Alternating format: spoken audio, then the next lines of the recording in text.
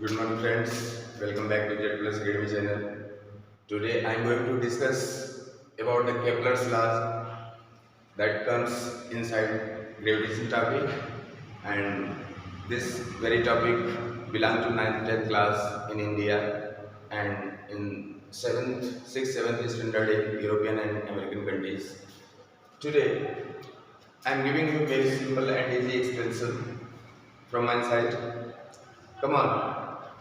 In brief, you can say there are three laws. In very simple way, come on. First law, first law is just elliptical path.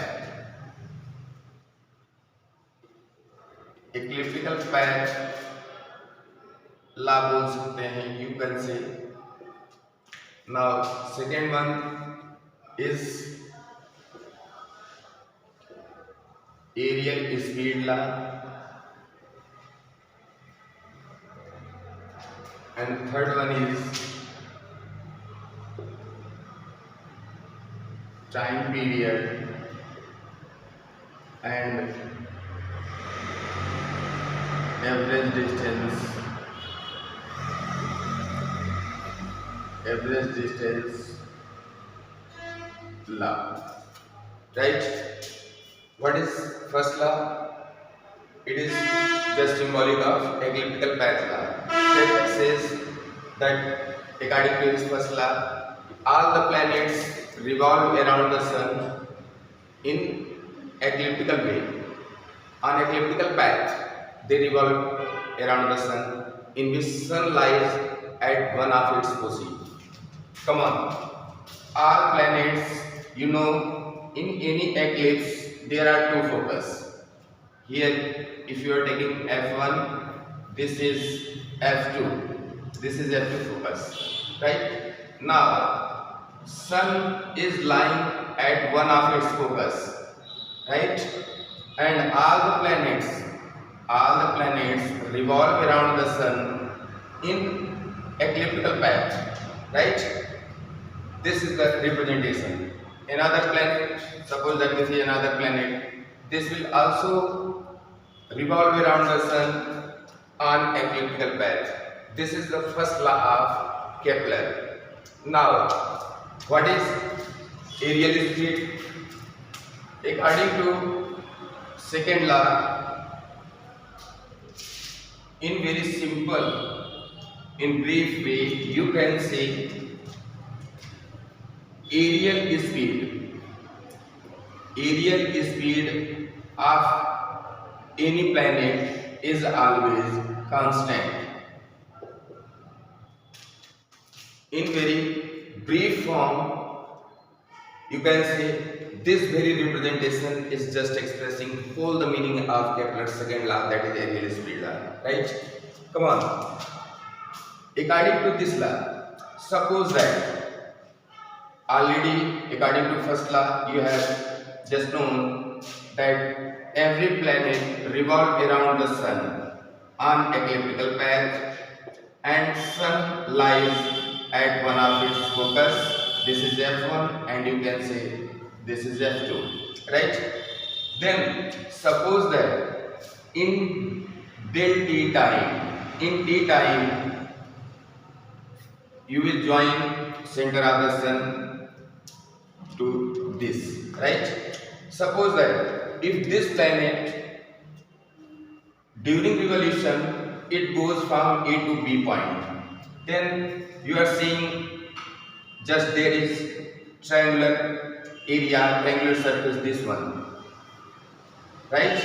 Suppose that in the same time this planet goes C to D point, and if you join center of the sun to these both points, also this is a triangular surface, triangular aerial part you get, right? Also this is in del t time, the same time.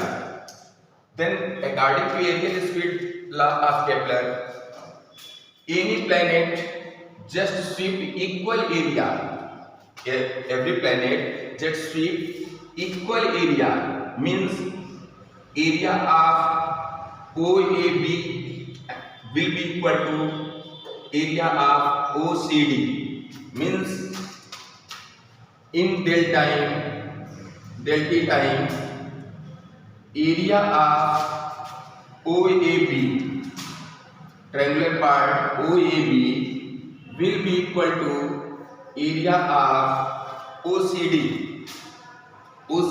triangular part, right? It means if aerial speed is taken, aerial speed means area covered by any object in per unit time, that is known as aerial speed.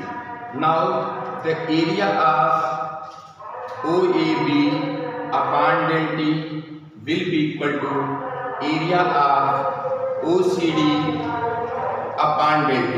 It means this area in representation you can say aerial speed.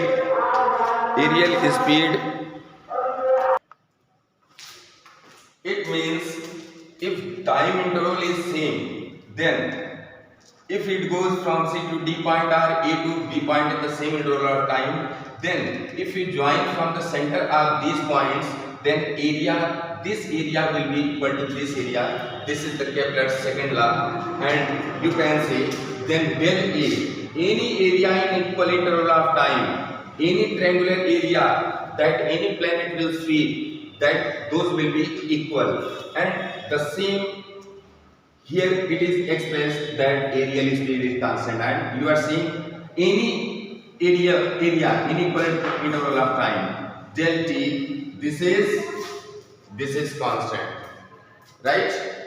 This is constant.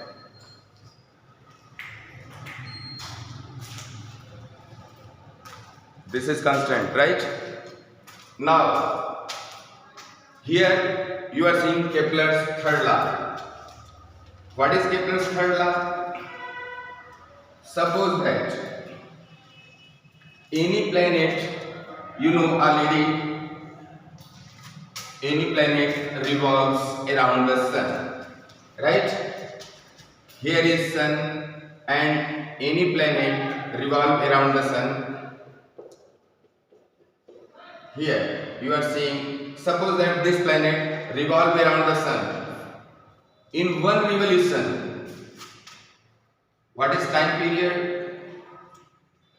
Time period is defined as time taken to complete one revolution on its elliptical path by any planet. That will be said to be time period. This time period square, Kepler's third law, this time period square is directly proportional to average distance. What is average distance? You know, you are just looking here. Here is distance R1 you can take. This is other distance. This is nearest point R3, and this is point R4, R5, like these. Then at some point planet is close to the sun, at other point it is at farthest point, right? Then there are several distances of that planet from the sun. But if average distance is taken of planet from the sun, that is denoted by R and you can say its cube, right? Its cube is always directly proportional to time period, right? And this very interesting fact, Newton, Sir Isaac Newton, who is known as father of classical physics, he derived his universal law of gravitation. Universal law of gravitation just from third law, T square is directly proportional to R cube, right? From third law, Newton, Sir Isaac Newton, derived his universal law of gravitation. Next video, just I am going to prove universal law of gravitation. That is, in next video I am going to prove this, how Sir Isaac Newton derived his universal law of gravitation or formulation about that from the Kepler's third law, that is T square is directly proportional to R cube, means time period of any planet in the revolution square is directly proportional to cube of the average distance of the planet from the sun, right? Now here Newton's universal law of gravitation, this is capital G m1 m2 by r square. This very formulation is derived from Kepler's third law, right? Now I will once more say wish you all happy new year, and I request those who have not just subscribed the channel that please like and subscribe the channel and proceed it to maximum numbers for likes and subscribes. Thank you very much. We are meeting very soon with next video on gravitation. Then bye bye.